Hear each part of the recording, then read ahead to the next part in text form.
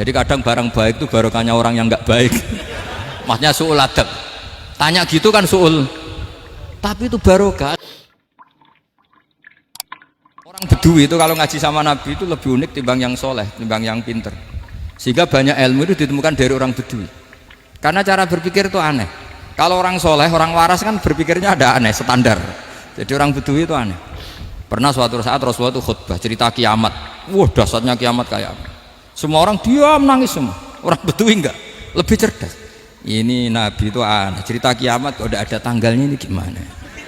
Orang nangis semua karena dahsyatnya kiamat kayak gitu. Bumi dihancurkan, wus. Pantas sudah nangis dewi-dewi. Ya ono sing nangis pabrik banyune macam-macam ya. Ini kalau kiamat gimana ini perjalanan air kemasan saya kan orang mikir mikir dewe-dewe gitu.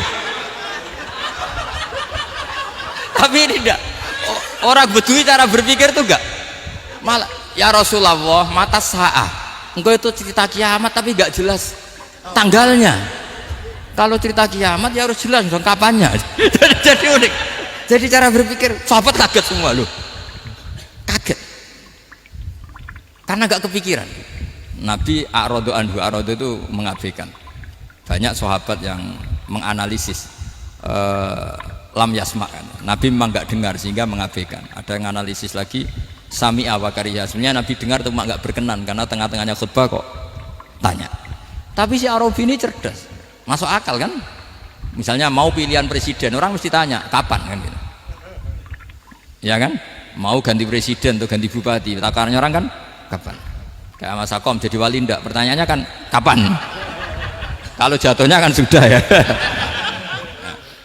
Sehingga tanya mata sa'ah ya Rasulullah. Lama-lama Nabi diangen-angen, bener juga orang ini, saya cerita kiamat kok gak jelas kapannya. Ini Nabi menjawab. Tapi karena Nabi orang-orang yang sangat pinter, tanya balik, ma'atat talaha. Lalu kalau kamu berani tanya kiamat kapan, saya tanya balik, ya persiapan kamu apa? Jawabnya santai saja. Fa wallah ma'atatulaha kabira sholatin wala siyamin walakinni uhibbuka ya Rasulullah. Saya nggak menyediakan apa-apa, sholat saya biasa aja, maksudnya standar, ya kira-kira 5 waktu pas, ya jenis saya lah kira-kira gitu. Wala kabira siyamin, dan saya puasa ya standar saja pas. Walakinni uhibbuka ya Rasulullah, tetapi saya mencintai engkau ya Rasulullah. Jawabannya Nabi apa? Almar'u ma'aman ahabba, sebagian riwayat anta ma'aman ahbabta. Jadi hadis itu populer tuh barokahnya wong desa. Andai kan dia punya etika, maka sowan dulu tanya 4 mata. Itu jadi hadis ahadi. Tapi barokahnya dia selonong di depan umum. Zaman Nabi khutbah itu jadi hadis mutawatir. Jadi kadang barang baik itu barokahnya orang yang nggak baik. Maksudnya suul adab. Tanya gitu kan suul. Tapi itu barokah. Akhirnya hadis itu mutawatir karena didengar ribuan sahabat yang mendengarkan khutbahnya Rasulullah. Tapi kalau hadis itu satu-satu kan khossoni bidzalika Rasulullah, khossoni bidzalika Rasul, itu nanti jadi hadis ahadi yang kualitasnya jauh di bawah hadis mutawatir. Jadi barokahnya orang suul adab itu ya ada karena Allah yang mendesain ini. Akhirnya kata sahabat, kata Anas bin Malik, mereka itu mangkelnya bukan main sama Arabi tadi karena tanya nggak sopan sama Rasulullah. Tapi setelah Nabi jawab almar'u ma'aman ahabba fama farihu bisyai'in farahahum bidzalika badal. Mereka tidak pernah senang dengan hadisnya Nabi sesenang riwayat almar'u ma'aman ahabba. Barokahnya Arabi Bedui. Makanya saya sebagai kiai ini Bedui saya tak pertahankan ila yaumil qiyamah. Karena umat ini pernah terbarokahi oleh orang apa? Bedui. Barokahi suul adab tadi. Jadi mohon ini supaya majelis ini kan majlisul ilmi Rasulullah, coba terlatihlah mengatakan Allah itu subjek, Allah itu al-fa'ilul mukhtar, Allah itu al-fa'ilul mukhtar, Allah itu yang menentukan alam ini. Dan Allah mensifati dirinya wa annahu huwa adhaka wa abka. Allah itu zat yang memberi orang itu bisa tertawa, dan Allah juga yang memberikan orang itu bisa menangis. Mbok kayak apa kamu neror umat, amal nggak mesti diterima gini-gini. Ternyata neng majelis nangis ya, mulai guyu. Kadang guyu-guyune ngenyak tenang nih. Daripada apa ya agak-agak merodok orang yang dohirnya beda dengan batinnya, nggak perlu distatuskan seperti itu. Ya sudah biasa saja. Jadi, nah fi muqaddimihim, imam besar dalam manhaj ini namanya Abul Hasan apa? Asyadzili. Abul Hasan Asyadzili itu kalau ada orang tanya gini, Beb saya ini susah, sholat saya tidak mesti diterima Allah gini-gini, marah. Enggak usah. Kafa bika jazaan an radiyaka laka ahlan. Sudah kamu ditakdir pernah sujud itu sudah keren. Saya itu andaikan dapat kabar dari malaikat bahwa sholat kamu tidak diterima, saya tidak susah. Bukan karena sombong.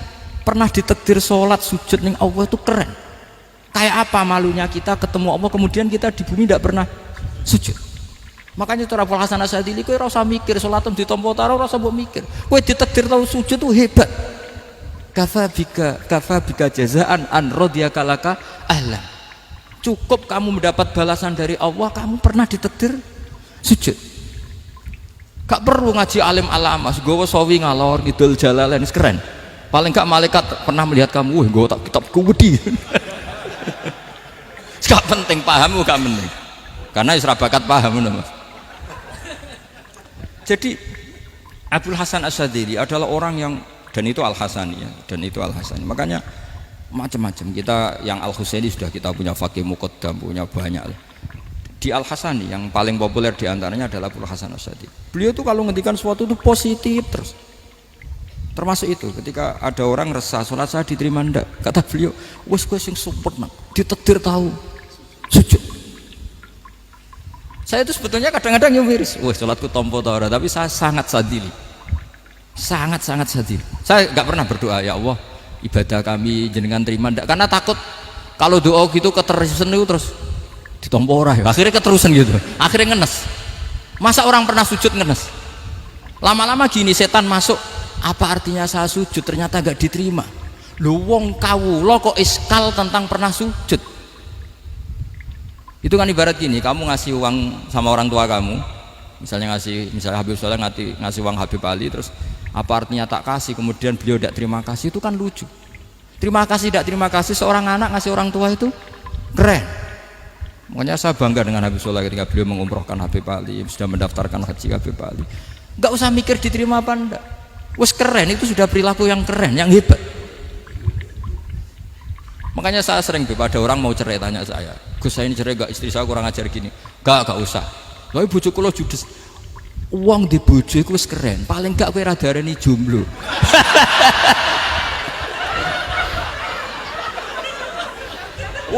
Diarani judo ora enak.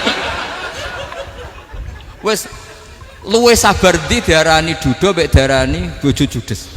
Enak bojo judes cek gagah. Di bojo lah. Oh, iki. Provokator itu. Jadi kafabika jazaan an radiyaka laka ahlan, sudah ditakdir pernah sujud itu sudah keren. Dulu ulama ala hadan nampak. Ulama dulu cara berpikir seperti itu. Makanya ulama dulu kalau nafsiri wasjud waqtarib sudah pernah sujud. Di Quran enggak pernah ada ayat wasjud lan sujudo sira ingkana kada wa kada ing kunta mutayakinan biqabuli sujudi. Kan ada sujud ya sujud saja, enggak usah mikir makbul apa enggak makbul. Sudah kalau sujud pasti waqtarib. Terus saya sebenarnya ya sebagai orang ya kadang wedi, sholatku ditompo ta ora. Tapi kalau keterusan nanti ada was-was yang mengatakan opo artine sholat. Lu tuh kan ngeri seorang hamba sing uripe ning bumine Allah kemudian menyoal pernah sholat hanya karena takut gak diterima. Itu kan geblek banget. Dan saya jenis kiai yang di partai itu. Saya enggak tahu kalau kene ning dikom. Sedumat masa kamu gak ono keren blas. Jadi lah nanti kalau misalnya ada manhajnya Habib Soleh yang tidak seperti itu tidak apa-apa, mungkin supaya orang nggak takabur, nggak fakhr, sehingga makanya mulai dulu lama itu ya partainya kalau nggak rojak ya khauf. Nah saya ini yang terang-terangan ikut partai rojak saja, apa? Partai rojak, karena banyak yang sudah di partai khauf. Tapi saya rojak yang bil ilmi tadi. Makanya Sayyidina Umar radhiyallahu anhu itu yang namanya sama sujud. Saya itu punya kitab. Habib Soleh pernah tak tunjukin tulisan tangan saya. Muji-muji sujud. Sayyidina Umar ketika ditusuk seorang gila itu majusi ya. Abu Lu'lu' terkenalnya itu Hulamul Mughirah terkenalnya itu. Ditusuk, dia sahabat, beliau sahabat wali. Jadi nusuk Umar tuh kayak apa? Nusuk Mas Akom aja dosa besar, apalagi nusuk Umar. Itu ketika ditusuk, dia itu ya punya dendam. Namanya manusia itu punya dendam. Artinya namanya orang kan mangkel sama yang nusuk. Kalau orang mangkel itu inginnya kan yang nusuk itu masuk neraka. Tapi apa kata Umar? Ngendikan gini, tanya pertama, yang nusuk saya siapa? Orang Majusi. Orang Majusi, Hulamul Mughirah. Alhamdulillah alladzi lam yaj'al maniyati biyadi rajulin lam yasjud laka sajdatan yuhaju biha indaka yaumal qiyamah. Saya itu senang Gusti, yang nusuk saya orang yang nggak pernah sujud sama jenengan. Jika kalau saya dendam supaya dia masuk neraka, saya nggak takut orang itu nuntut sama saya. Tapi kalau dia pernah sujud, pernah sholat, kemudian dia masuk neraka karena nusuk saya, kemudian dia berargumentasi, saya pernah sujud ya Allah, kenapa engkau masukkan neraka? Saya tidak berani jawab ya Allah, saking hormatnya sama yang namanya sujud. Jadi kamu dendamnya kesampaian, cara Jawa ya. Dendam dengan tanda kutip ya, tidak makna semestinya. Jadi mangkel mbek sing nusuk, nak mlebu neraka pantas, wong ora tau sujud wae Gusti gitu. Tapi kalau pernah sujud, kemudian dia masuk neraka karena saya, bisa yuhajuni biha yaumal qiyamah. Jadi kayak apa sujud? Saya apa? Nabi itu kalau muji sujud sampai ngingatkan wa hatta takuna sajdatul wahidatu khairan minad dunya wa ma fiha. Nanti kalau kamu di akhirat ketemu Allah, kenangan terbaik kita apa? Di dunia pernah sujud. Keren kan? Cara ning pondok wis tau bayar seharian lho. Cara sowan kiai tau ngamplopi Mas. Wis go jajan. Nah tapi kadang setan itu masuk tadi. Apa artinya sujud gak mesti ditompo, apa artinya sowan Habib ngaturi gak mesti ditompo, ngaturi kiai. Akhirnya ada ketakutan. Nah kalau ketakutan ini berlebihan lama-lama, ma faidatus sujud. Wah itu sudah buruk sekali, wong hamba kok tanya ma faidatus sujud. Nah ini di pentingnya mazhab-mazhab Syadzili. Jadi saya ngaji agak-agak uraan wa amdan. Kalau ini watak sudah, bukan. Jadi uraan itu ada dua, ada yang amdan bismil ilmunya banyak terus milih manhaj. Insya Allah saya partai itu. Ada yang uraan bakat Mas. Ada ya? Ada apa banyak? Nah sebetulnya khauf juga gitu Bim. Ada khauf itu karena ilmu. Ada Habib alim alama atau kiai alim alama, dia tahu masyarakat kalau ngikuti Gus Bak nanti jadi fakhr, kurang tawaduk, terus dia milih partai khauf. Lah yang buruk itu ada kiai yang milih khauf pancen dari awal sati cilik ya. Jenisnya wis sati. Jadi sebenarnya dia tidak cukup ilmunya nerangkan khauf, cuma jenisnya wis sati cilik. Wong ning omah lawang dikunci ono gludak-gludak, ono hantu putih. Jadi ya sama, yang bawa rojak bisa bawaan dablek, yang bawa khauf bisa saja bawaan ati cilik. Nah kita ingin yang bawa rojak ya bismil ilm, yang bawa khauf juga bismil ilm. Ya ono teh Mas, wong sing ati gede, pegawene dua blek, tapi enggak bawaan rojak, memang bawaan dablek. Ada yang ati cilik tapi bawaan khauf. Jadi mengatakan khauf tapi sebetulnya bawaan ati cilik. Nah kita inginnya ndak, kalau rojak ya bismillah kayak Abdul Hasan Asyadzili, kalau yang kampanye khauf kayak Sayyid Abdul Haddad bawaan apa? Ilm. Sehingga kita ini Qul inni ala bayyinatin mir rabbi, semua itu berdasar ilmu sing jelas welo-welo. Makanya semua nabi memaklumatkan apa? Qul inni ala bayyinatin mir rabbi. Jadi semua ilmu syaratnya apa? Bayyinah. Bayyinah itu kebenaran ilmiah sing jelas welo-welo. Makanya itu yang disebut Allah Subhanahu wa taala mensifati kekasihnya yaitu Nabi Muhammad sallallahu alaihi wasallam, lam yakunil ladzina kafaru min ahlil kitabi wal musyrikina munfakkina hatta ta'tiyahumul bayyinah rasulun minallah yatslu suhufan mutahharah. Niku Kanjeng Nabi saking cerdase meneh tek wong Islam, wong musyrik, wong kafir ngerti logika yang dibangun Nabi saja kuat infikak dari kemusyrikannya. Makanya disebut munfakin. Orang-orang musyrik, orang-orang kafir tidak munfakin, tidak tercerabut dari akar akidahnya hatta ta'tiyahumul bayyinah. Itu siapa? Rasulun minallah yatslu suhufan mutahharah. Masyhur itu debatnya Nabi dengan orang-orang musyrik. Mereka bilang, ya Muhammad, kita ini urusannya banyak, kasusnya banyak, lalu anda mengajarkan ke Tuhan satu, masa urusan banyak cukup Tuhan satu? Itu gak fair Muhammad. Aja'alal alihata ilaha wahida inna hadza la syai'un ujab. Urusan kita banyak, masyakil kita banyak, muskilah kita banyak, kalau Tuhannya satu gak cukup Muhammad. Nabi dengan santainya memberi penjelasan. Ya sudah gini saja.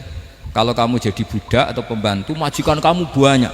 Semuanya merintahkan kamu, semuanya bikin aturan untuk kamu. Kamu suka enggak? Ya enggak suka Muhammad. Kalau majikan kita banyak repot.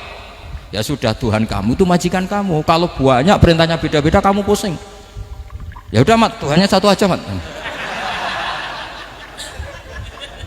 Karena Nabi bayina, orang itu bisa dibalik-balik pikirannya. Dan makanya disebut dorobawahu masalah rojulan fihi syuraka'u mutasyakisuna wa rojulan salamal lirojul hal astawiyani masalah alhamdulillah. Jadi Nabi itu kalau adu argumentasi itu luar biasa.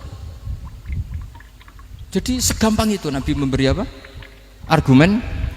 Argumentasi. Karena beliau adalah al-hujjatul balighah. Jadi Nabi itu gak pernah kalah. Pernah Nabi debat sama orang Yahudi. Muhammad, saya ini turunan Ibrahim. Kita ini Israel ya. Kita tahu Israel adalah turunan Nabi. Israel nama lain dari Yakub. Yakub bin Ishak bin Ibrahim. Padahal Yakub ini punya anak namanya Yahuda. Makanya Yahuda bin Yakub bin Ishak bin. Kita ini yang mirip Ibrahim, bukan kamu. Tapi orang Yahudi itu nggak hafal nasabnya, sehingga mereka bilang kita ini saking baiknya Ibrahim saja pengikut kita. Terus digojlok oleh Nabi. Ibrahim itu buyute Yahuda. Makanya digojlok, ha antum haula ihajatum fi malakum bi ilm falimatu hajuna fi ma laysa lakum bi ilm. Kita adu debat itu sudah ilmiah. Kenapa kamu menjadi tidak ilmiah? Kenapa Muhammad?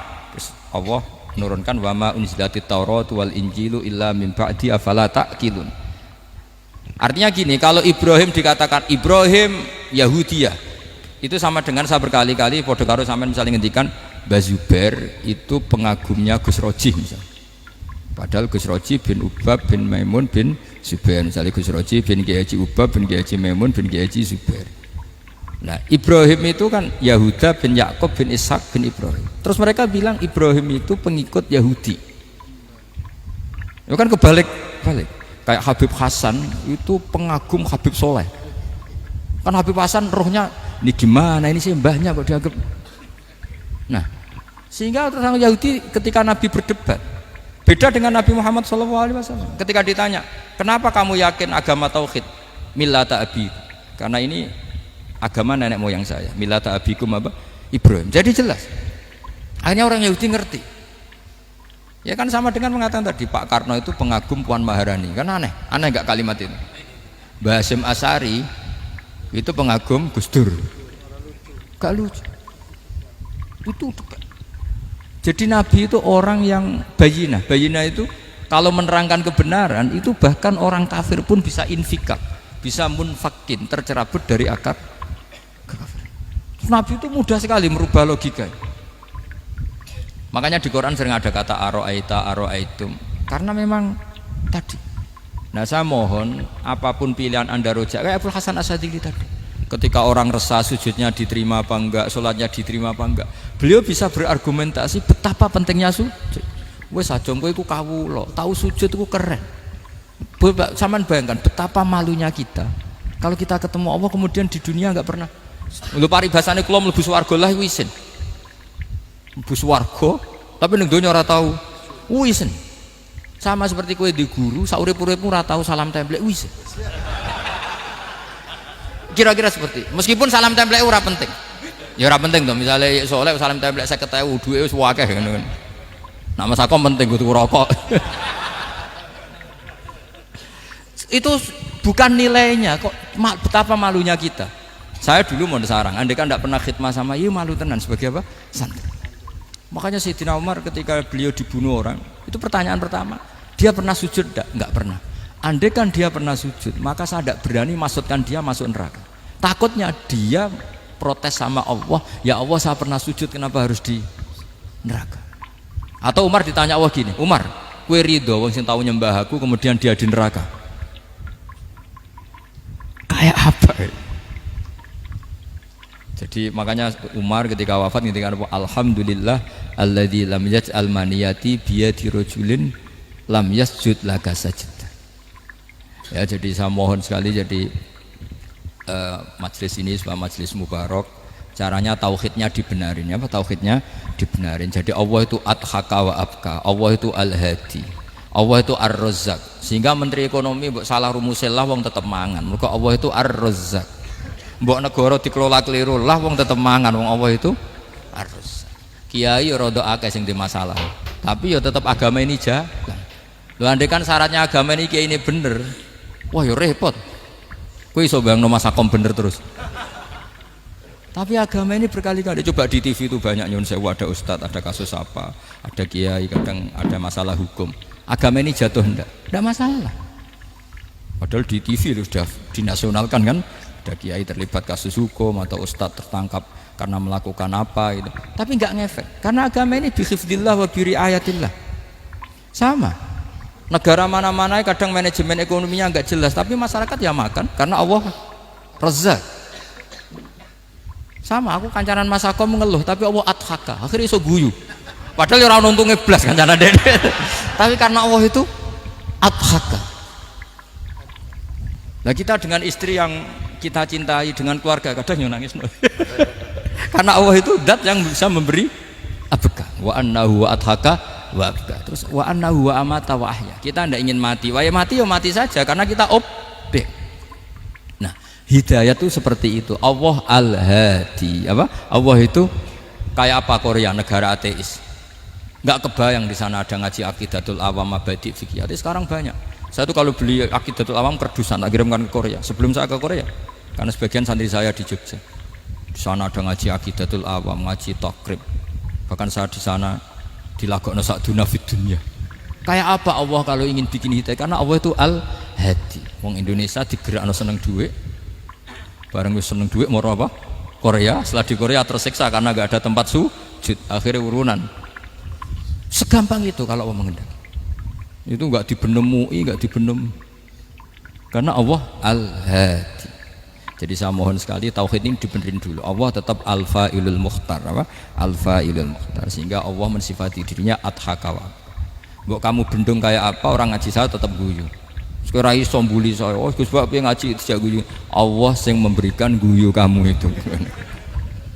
Andai kan sesuai status kamu, kowe ora ngarep guyu. Utang akeh, jatuh tempo, bojo ora percaya.